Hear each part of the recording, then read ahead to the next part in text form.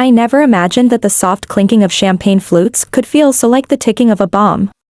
The rooftop terrace glowed under strings of golden fairy lights, hanging like suspended stars against the indigo sky of a midsummer evening. In Brooklyn, warm air carried the scent of honeysuckle from the nearby garden planters and the distant rumble of car horns drifting up from the avenues below. I watched my sister, Claire, step forward in her flowing emerald dress, a smile so bright it threatened to eclipse the fading sunset. Claire's voice carried through the hum of conversation, steady and confident as she raised her glass. To loyalty, she began, her tone earnest enough to command silence. Guests shifted in their chairs, eyes converging on her. My heart thudded against my ribs, a rhythm too fast for the relaxed celebration we were supposed to be enjoying. I studied her face, the familiar curve of her cheekbones, the soft furrow of concern between her brows, the pride that made her eyes sparkle. I loved her for that pride. I also loved her in spite of the way it left her vulnerable. I took a shallow sip of champagne, not wanting to reveal my nerves. The bubbles tickled my throat, a sharp reminder that my mouth would soon have to speak truths I had hidden for months.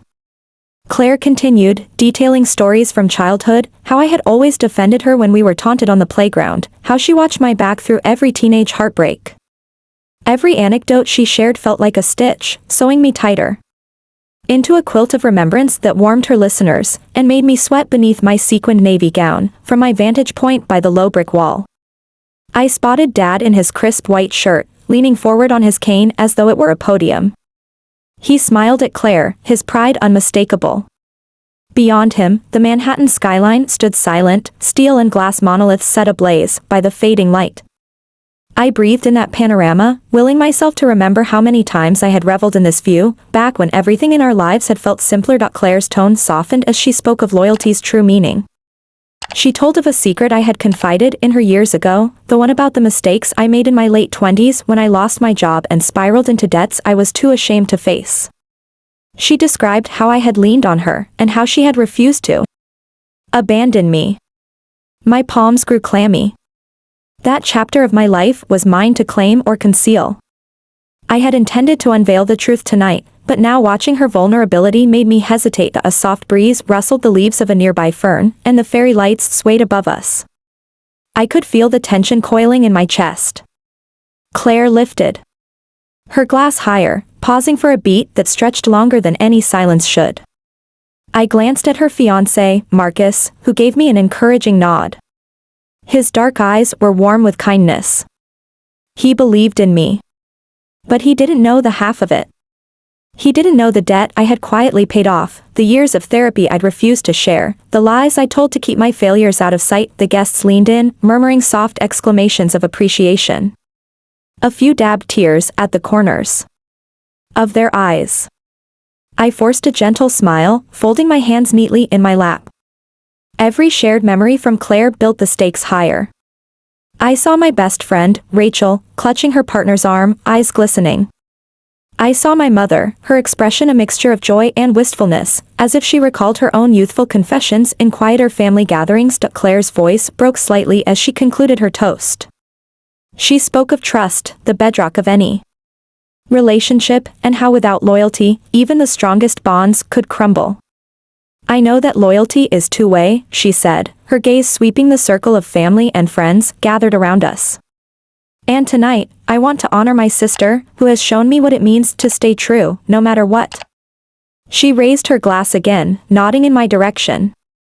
Applause and cheers erupted around me like a wave crashing against a rocky shore. I stood slowly, the sound of my dress whispering against the wooden deck. Silence settled once more. My pulse throbbed in my temples. For a moment, I saw nothing but the glittering skyline behind Claire and the hopeful faces of everyone I loved. I felt both exposed and empowered, as though I were standing at the edge of a cliff. The city stretched out below me. The truth I carried could free me, or shatter everything. The breeze picked up, teasing loose strands of my dark hair across my face. I brushed them aside and held the glass in both hands, gathering my courage. The world paused. I had let her finish, had honored her moment of grace. Now it was my turn. My voice trembled when I began, but beneath the quiver lay iron resolve. I was about to reveal to everyone the secret she thought she owned, the one I would share on my own terms. I drew a breath so deep it felt like diving into cold water. "Claire," I said, my voice steadying as I looked into her earnest, proud eyes. "Thank you for reminding me of our bond tonight. I want to add to your words, to speak my own piece of truth." I paused, searching the expectant faces around me. "What you said was true, but it's only part of the story." A hush enveloped the terrace, heavier than the summer humidity. I felt the weight of every gaze, the collective breath of anticipation. I held the moment, tasting the electricity in the air, knowing that once I spoke the words I'd rehearsed in countless sleepless nights, there was no turning back. I felt the weight of every eye on me as I held the champagne flute at chest height, my palms slick with nerves. The breeze carried the faint hum of conversations, a distant siren song of normalcy that contrasted sharply with the revelation I was about to share. Below us, the skyline shimmered, Brooklyn's rooftops glittering like scattered gemstones under the dying light. For a moment, I shut my eyes, picturing the countless nights I spent alone in that dark apartment, clutching envelopes of past due bills and trying to remind myself that there was a way out. When I opened my eyes again, I saw Claire's expression, pride mixed with concern, mirrored in Marcus's. They were waiting, expecting a confession that fit the narrative she had set. But I was ready to show them the fuller picture. I drew in a deep breath. Several years ago, I began, after I lost my job, I fell behind on everything: rent, credit cards, my student loans. I was too ashamed to ask for help, so I lied. I told you I was okay. I told you I had handled it. But I hadn't. The words felt foreign on my tongue, as though they belonged to someone else, yet the relief of finally saying them echoed in my chest. I paused, letting the truth settle among the guests. Someone coughed softly in the crowd. There was no anger in Claire's eyes, only shock and empathy, as if she recoiled from the pain I was unveiling. I continued. I used every cent I had saved for my wedding that never happened. I sold almost everything I owned, my car, my grandmother's antique necklace, and still had to borrow money. I waited until I paid it all back before telling you because I didn't want you to worry. I wanted to protect you from my failures, but in doing so, I isolated myself completely. Claire stepped closer, her dress brushing my arm. "Why didn't you come to me?" she whispered, as if afraid to break the fragile silence with a louder voice. I raised a hand to hush her. Because I thought I could handle it alone. I thought asking for help meant admitting defeat. But the hardest part wasn't losing the money, it was losing myself. Her eyes glistened with tears she wouldn't drop, and I watched as her strong facade trembled. "I needed you, Claire. I needed all of you." Marcus reached out and took my other hand. His grip was warm, grounding the tremor in my voice. "You're not alone now," he said quietly, but loud enough for several guests to hear. His words felt like a balm, soothing the raw edges of my confession. I nodded, blinking back tears. The fairy lights above seemed to sway in approval. I drew another breath, feeling steadier. In recovery, I continued. I went to therapy for 2 years. I learned to face my mistakes, to forgive myself, and to rebuild my credit one payment at a time. I started volunteering at a financial counseling center, helping others who were drowning in the same shame I once carried. For the first time, I felt the relief that comes from sharing your burden. I saw a few heads nod, recognition passing between faces who had maybe tasted hardship themselves. Claire pulled me into a hug. Her arms were strong and unwavering, like the unspoken promise she'd always be there. I closed my eyes, letting her support fill the hollow spaces I'd carried for so long. When she stepped back, her face was brighter than the stars above us. "You are the bravest person I know," she said, her voice thick with emotion. "I'm sorry I didn't see how much you were hurting." I smiled through my tears. "You did see, eventually. And that's enough." We stood together, framed by Brooklyn's skyline and the soft glow of fairy lights.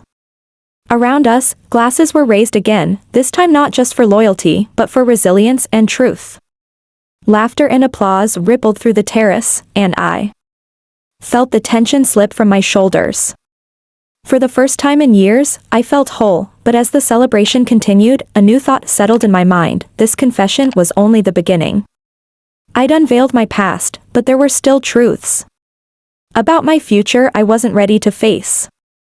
The crowd dispersed into clusters of conversation, and I found myself on the terrace's edge once more, staring down at the city that had witnessed my lows and now my triumph.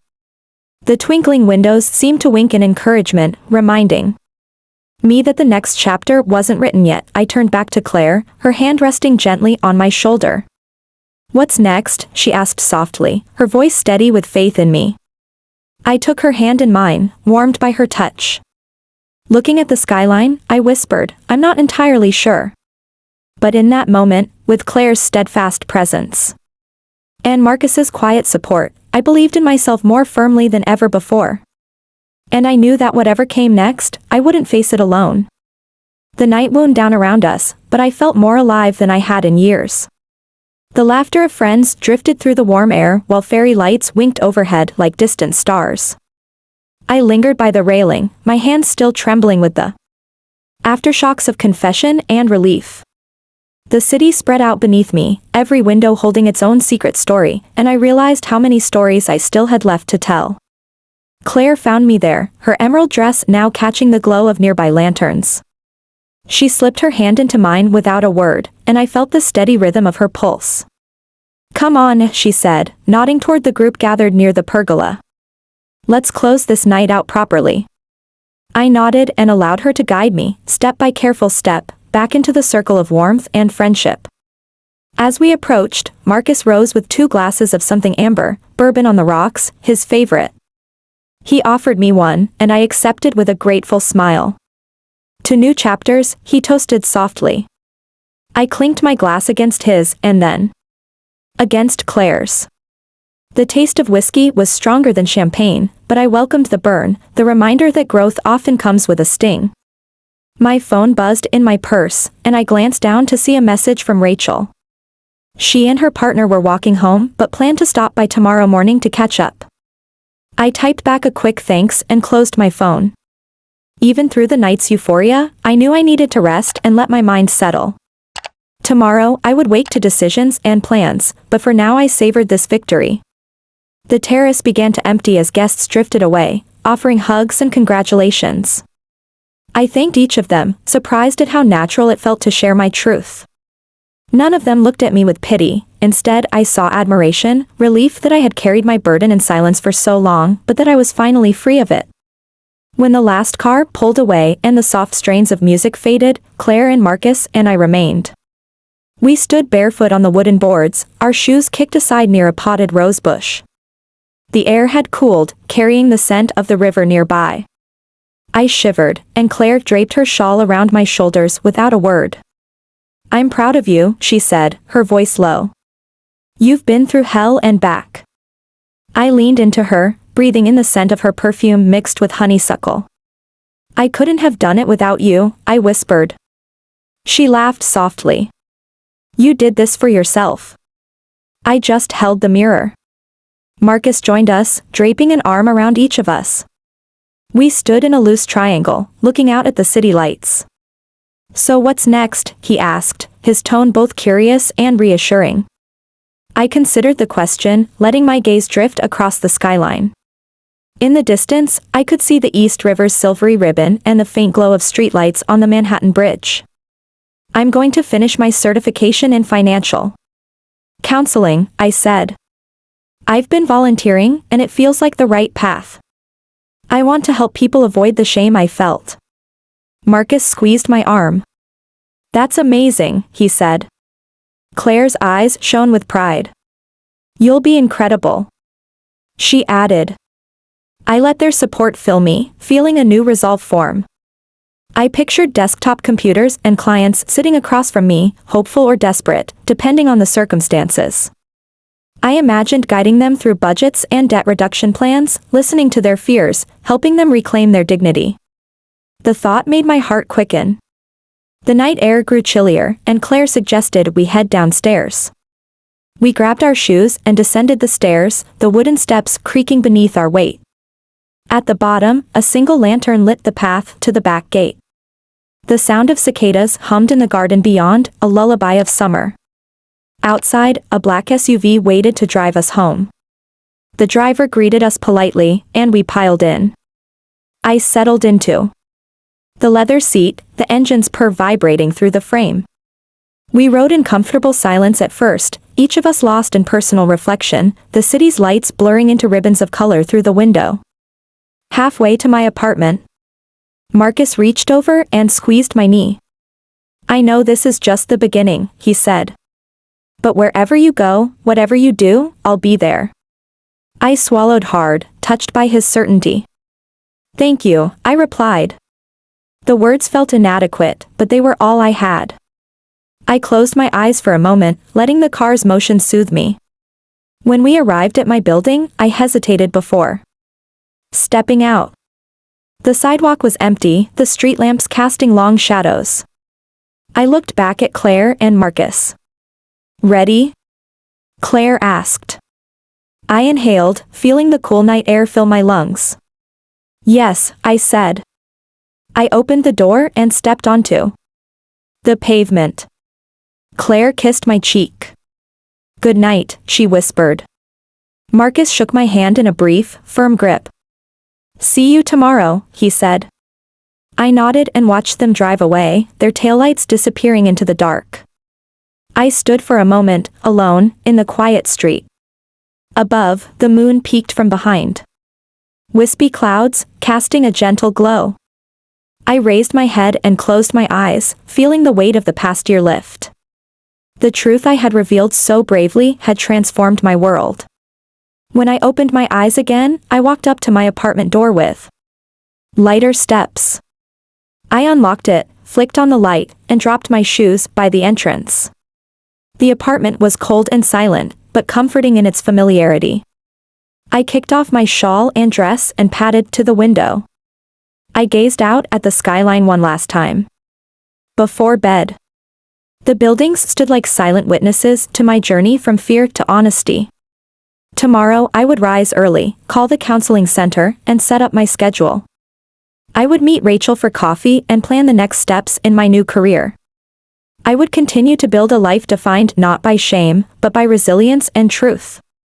I turned away from the window and climbed into bed. As I pulled the covers up, I felt a sense of calm I hadn't known in years. The city hummed outside, alive with possibility.